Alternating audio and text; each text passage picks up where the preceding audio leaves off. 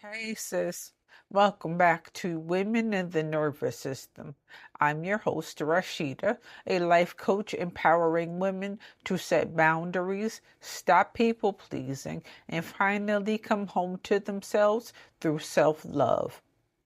Today's episode is one that's close to the bone, literally. We're diving into trauma in the body and why our nerves, our cells, even our muscles never forget what we've been through.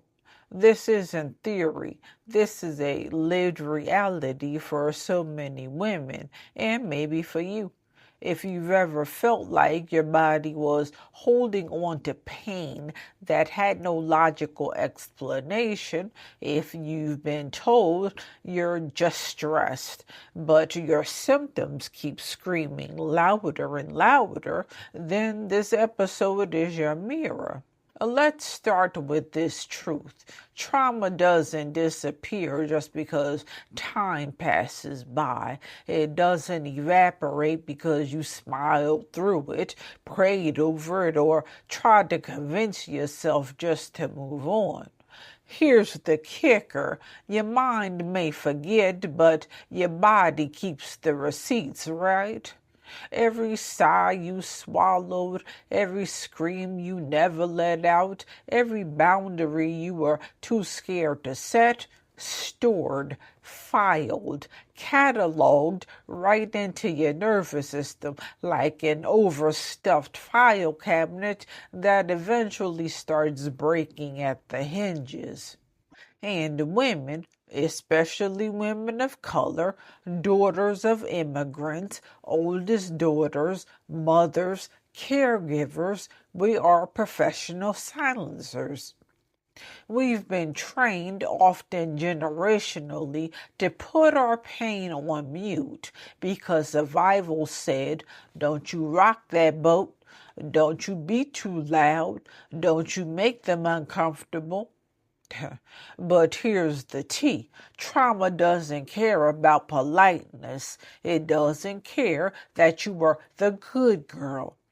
It doesn't care that you wanted to keep the peace. Trauma lives in the body until you face it. So let's talk about suppressed emotions. You know when someone asks, "Are you okay?" and your mouth says, "Yeah, I'm fine," but your body is screaming, "Absolutely not. No, I am not okay." That disconnect right there, that's the nervous system shutting down its truth to keep you functioning. Suppression becomes a habit. You swallow the anger because you don't want to be labeled as difficult. You bury the grief because everyone else is dependent on you. You minimalize the anxiety because, girl, you just got too much to do to fall apart. Ain't nobody got time for that. But here's what happens, right? Your body becomes the stage where every unshed tear, every clamped jaw, every tight throat performs. If you don't speak it, your body will. Now add generational trauma to the mix.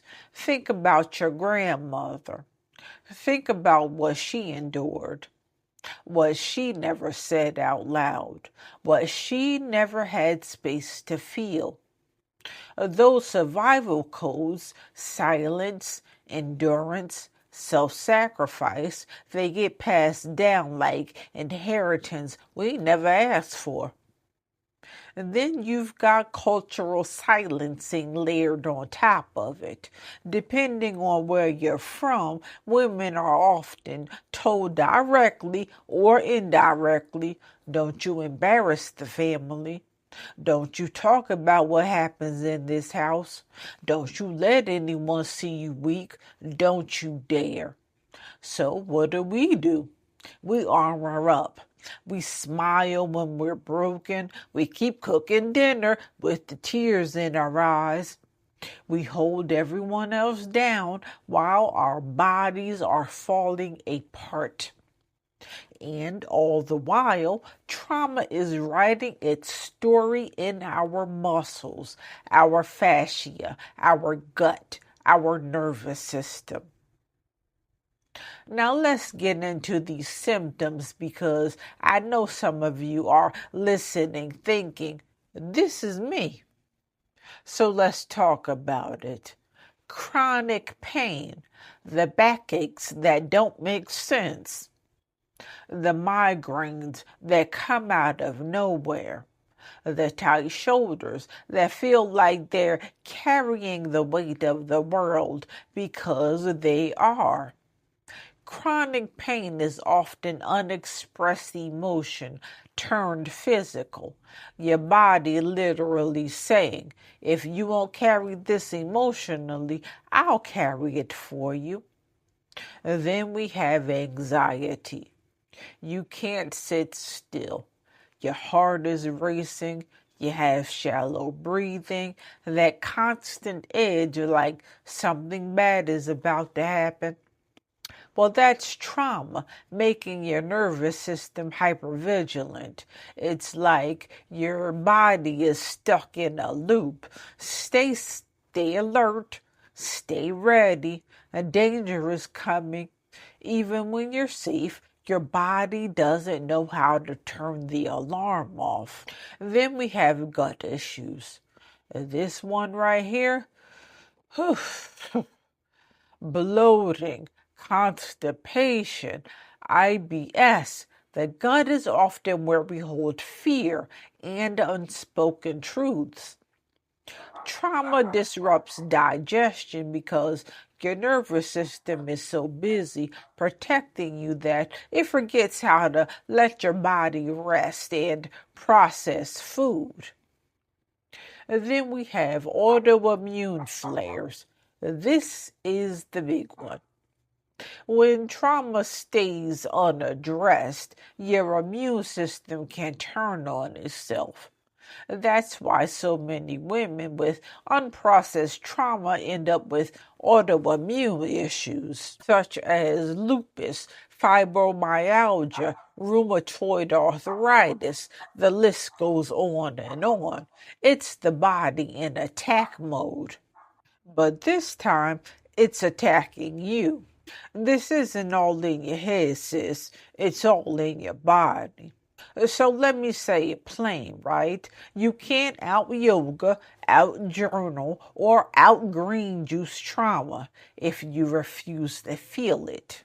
And I say that as a woman who loves yoga, journaling, and green juice. But let's be real about it, okay? Self-care isn't about them bubble baths that we love and face masks when your nervous system is screaming at you. Sometimes self-care is ugly crying. Sometimes it's finally saying the thing that you've been avoiding. Sometimes it's canceling plans because your body said, nope, no more. And sometimes it's getting professional support because this is bigger than you can handle alone. And that's okay. Stop romanticizing resilience. Survival is not the same as healing. Healing trauma in the body is not about perfection. It's about safety. Your nervous system needs to know that you're safe now. And that might look like therapy. That might look like breath work or somatic release. That might look like telling your story out loud for the first time. That might look like giving yourself permission to rest without feeling guilty. So here's the thing. Your body is not your enemy. It's your witness. It's been holding your story until you were strong enough to hold it yourself. So let me ask you this. Where does your body still hold what your voice never said? What symptom has been trying to get your attention? Whose silence are you carrying that was never yours to hold? These are not small questions. They're invitations to finally listen to what your body has been whispering, maybe even screaming for years. So let's take a look at the journal prompt for this week.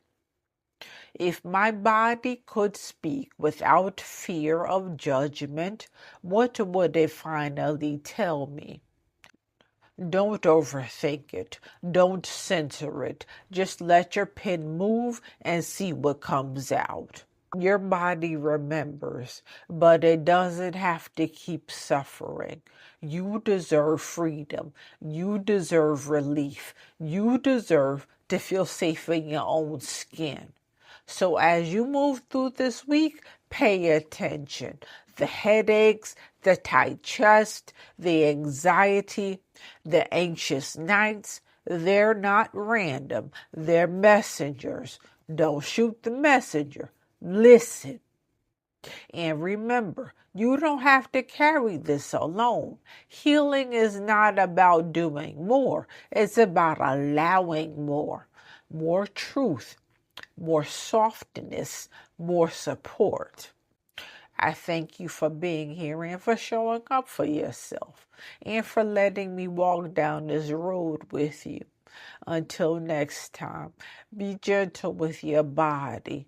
She's been carrying you through more than anyone will ever know.